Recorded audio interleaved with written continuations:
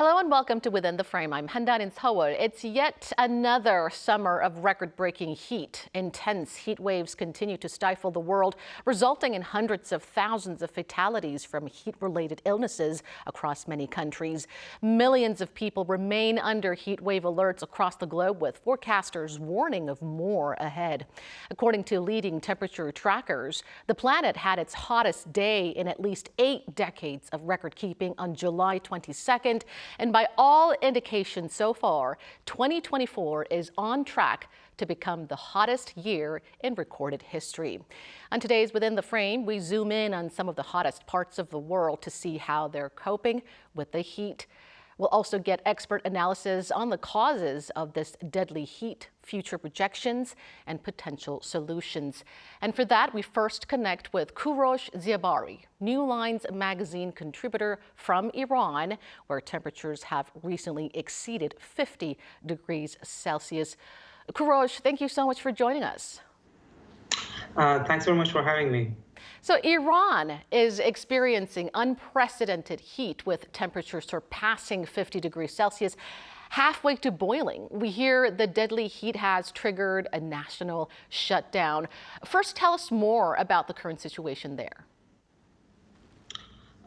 So basically, as you indicated, this has been one of the most scorching summers of the recent time for Iranians across the country, who have also had to grapple with the effects in terms of frequent electricity shutdowns and blackouts and also brownouts. To the degree that so many office closures have been announced by the government so that they can preserve energy, so as to make sure that the household consumption is moderated or at least managed in a way, given that the electricity grid has been quite incapable of responding to the demand.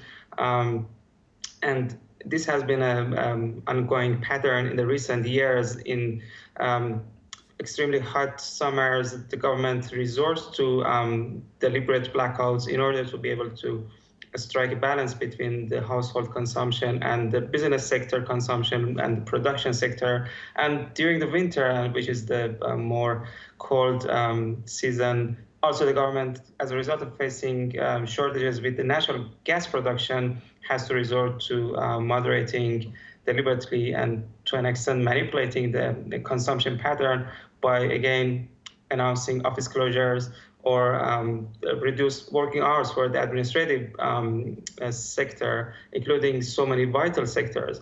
So in terms of the impact on people, of course, the health and well-being of Iranians also being affected. The latest figures show that more than 225 people have been hospitalized over the past couple of weeks. I guess there is not much transparency over the number of possible deaths caused by the increasing extreme heat, because this is one of the areas in which the government prefers not to provide that much detailed insight, because it would also expose some sort of its own failure to address an underlying crisis, which has been a consistent challenge for the past few decades. And this is in line with the broader pattern of climate change, global warming, that is also particularly affecting the Middle East and this part of the world as well. So hundreds were hospitalized due to the deadly heat wave, prompting a national shutdown as well. Kurosh, let's talk more about how the Iranian government is tackling the scorching heat and its impact. What other measures have been implemented to beat the unprecedented heat? I guess one of the, quite possible reasons for this current climatic crisis, which is manifesting itself in the summer in such an unfavorable way for millions of Iranians, is the unsustainable pattern of energy consumption and production in the country. Iran is one of the countries that produces a significantly limited amount of renewable energy, and its electricity production, for example, is pretty much predicated on the conventional means of fossil fuel consumption. So Iran produces less than 4% of its electricity based on biomass and geothermal and wind power plants, which is for a country of 85 million with its growing energy demand is terribly low, given the potential that exists in the country, given the promised investment that was supposed to be done, and even against the backdrop of millions of dollars, and I should say billions of dollars of investment that has been done to prop up the nuclear energy sector, there's not much happening in terms of the government being able to produce reliable electricity manufactured and produced and distributed nationwide through other means rather than the conventional and pretty much outdated modes of production, including reliance on fossil fuels. So I guess this is speaking to the broader pattern of a failure of sustainable development, which is not pretty much considered as a priority. And also the pretty much makeshift responses that are usually conceived at times of crisis like this, including announcing closures of offices or schools so that hospitals, for example, can function. And even then, you will see that there are hospitals that complain about not having enough electricity to run their vital life-saving operations. Sometimes hospitals experience extended periods of blackout, which is definitely a catastrophe for the health sector as well. And sometimes the schools need to be shut down because, again, the government cannot afford to distribute enough electricity to the schools that are also vital in terms of being the primary means of providing education to the young generation. But all of this is creating a complex of unpleasant circumstances manifesting itself in a blend of crises that at some point need to be addressed because relying on so much fossil fuel consumption is not going to be a remedy for responding to the needs of 85 million people forever. Absolutely.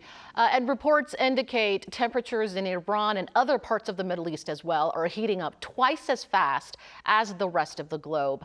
How has Iran's extreme heat evolved in the past few years? I guess Iran has been one of the countries most affected by the actually extreme heat waves that have been rippling through the region, and one of the countries most vulnerable to the impacts of climate change as well. First, because Iran doesn't have the sufficient infrastructure to respond to the health-related impacts of climate change, and also because still, as a national priority, climate change isn't even recognized.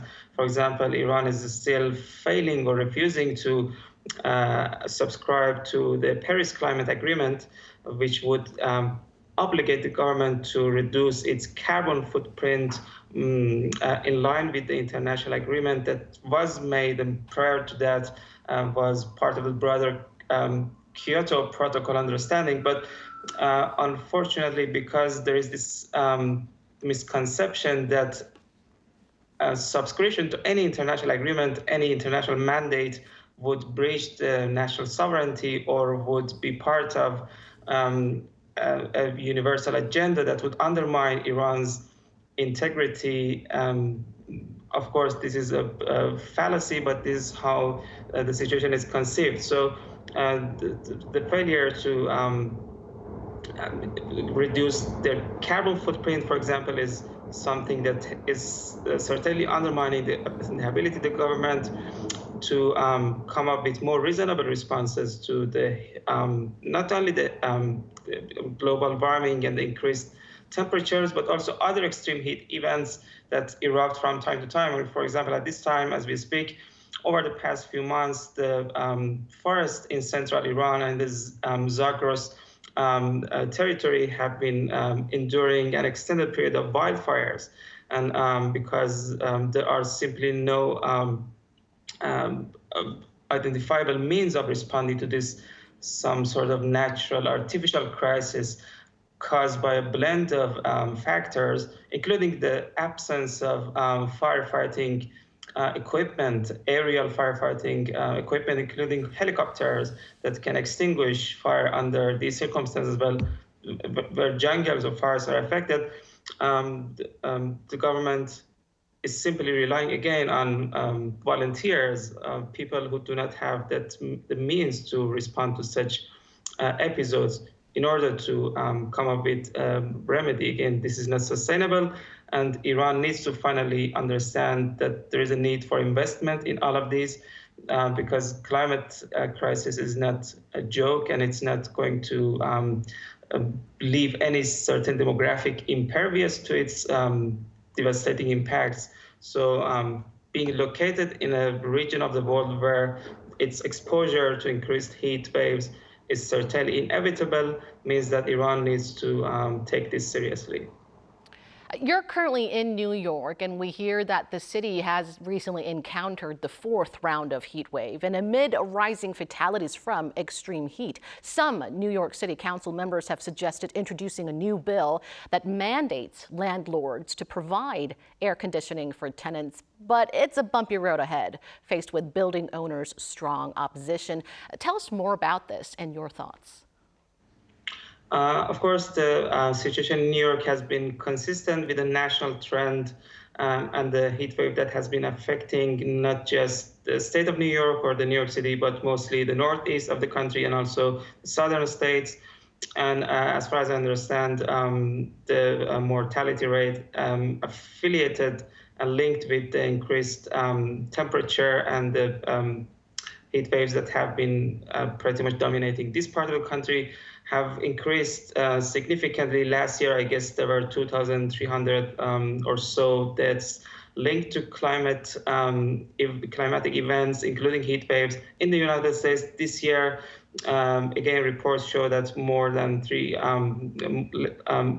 250 people have died in New York City alone as a result of the heat wave or factors related to the increased temperatures. And this bill that is being pondered by the council people and the members of the city council is certainly a popular idea among the consumers and clients, even though more than 90% of New Yorkers still have access to an air conditioning unit within their buildings. But those who are left out, including communities of color or underprivileged, underrepresented communities, still need to have those safeguards in place. This idea, as you mentioned, is not extremely popular within the community of the landlords or the builders or the developers, because they believe that the costs are unaffordable. Fines of up to $1,250 have been foreseen for those who fail to actually comply with the legislation if it comes to pass. And at that time, even landlords are going to have 4 years to comply with the provision. I guess that's going to be complicated back and forth and discussion that needs some time to be settled within the city. But I guess that idea is pretty much a reasonable idea, given that people are saying that when properties are mandated to provide heat during extreme cold, then they should be similarly required to provide cooling when it's entirely unaffordable to experience this much heat as well. But we're also getting reports that hotter summers will kill thousands in Europe as well, a region where a vast majority of households are struggling with scant air conditioning. The AC is now becoming an essential tool for survival in many parts of the world. Thank you, Kurosh, for sharing those stories with us today. Stay safe from the heat. Thanks very much. If there's one thing that all scientists all agree on, it's that the deadly global heat waves would not have occurred without human-induced global warming and climate change. Let's now take the moment to hear from an expert about the current situation here on the Korean Peninsula, also gripped by record-breaking heat, how exactly climate change is impacting temperatures, and also discuss some possible solutions before it's too late. For that, we now go over to Professor Yoon Jin-ho at Gwangju Institute of Science and Technology. Welcome to the program. Thank you for having me. So we heard from Mr. Zavari earlier about the deadly heat waves in Iran and in New York. What are the main factors pushing up the temperatures, especially in the northern hemisphere? So when we talk about these unusually warm summers, that we usually talk about two things. One is a natural variability of the climate system. So, it can be warmer than normal. It's just purely normal, kind of it can happen any times in history. But the second thing is, as you mentioned, is human-caused global warming. Of course, the global warming is rather slow, but what happened to now these days around the world is that the ocean temperature is usually it's much warmer than what we expected. So, and especially the coastal line of the ocean where population meet the ocean surfaces. So that means that the major cities around the world are experiencing quite major heat waves, and then it suffers from those the unusual heat waves as well. South Korea remains under persisting heat wave alerts and tropical nights. Is the country inching closer to the hottest summer on record? How are things looking compared to the record-breaking summer of 2018? Well, 2018 was certainly the record-breaking summer, and then it is still that record didn't break it yet. And then, we are August 9th. We are not even half of the August. So meaning we still have to count the days, collect the data, and we have to compare more carefully. So in a way, it's too early to tell whether this summer is going to break the record, but certainly it is on its track. So, Seoul is already having like 18 consecutive tropical nights. And not only so, that every part of the Korea is experiencing scorching heat and also extreme like a tropical night. So then that people just cannot rest even at the nighttime. And because of that, the casualties or the patients due to the heat exposures is a kind of skyrocketing right now. So hopefully those who got affected got proper treatment and then don't suffer that much. But that's something we worry about under this kind of very scorching heat conditions. Some parts of Korea are seeing simultaneous warnings of heat wave and heavy rain. What's behind such extreme weather conditions? Yes, in fact, just about 30 or 45 minutes ago in Gwangju, I received a message that there is a heavy downpour around the Mudung mountain areas. So because of this heat, what happens in the atmosphere is that the lower part of the atmosphere become very unstable, meaning that the heat is kind of concentrating the lower part of the air, and then that could create a very, very unstable conditions. And then, with a proper combination of those things, it can develop into heavy downpours. So we are experiencing not only heat, but also very humid days.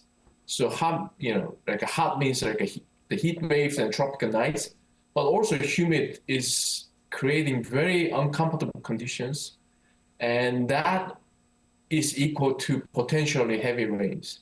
So that even though we are in the heat waves, it's not surprising to see that a very small microcells of this heavy rainfall pop up in the middle of Seoul or in the middle of some part of the world, the cities, and then it brings heavy rain for 30 minutes or an hour, and it disappears. So these two things are not like two independent things. It just happened to be that those are the kind of one after the others.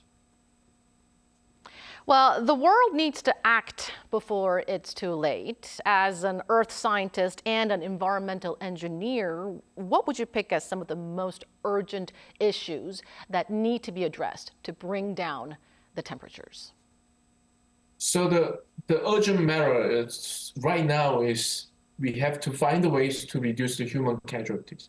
Like we have so many heat-related patients. we hope that they got treatment as early as possible so that they don't suffer that much. So then after we have those kind of emergency systems are done, then we have to do, step-by-step approaches. It won't be easy. It won't be that quick at all. So we just have to find, one at a time. We have to try to reduce the greenhouse gas emissions. But that, as I told you, that would take long time. So we have to find the ways to reduce the casualties or the damages to the natural systems. Well, recent studies show that the world can keep global warming to 2 degrees if we keep the pledges. As you mentioned, it won't be easy. There is no quick fix, but we better act now because time is of the essence. Thank you, Professor Yoon, for your analysis. Thank you very much. And that brings us to the end of the show. Thank you for watching, and we'll be back with more same time next week. Have a great weekend and stay safe from the heat.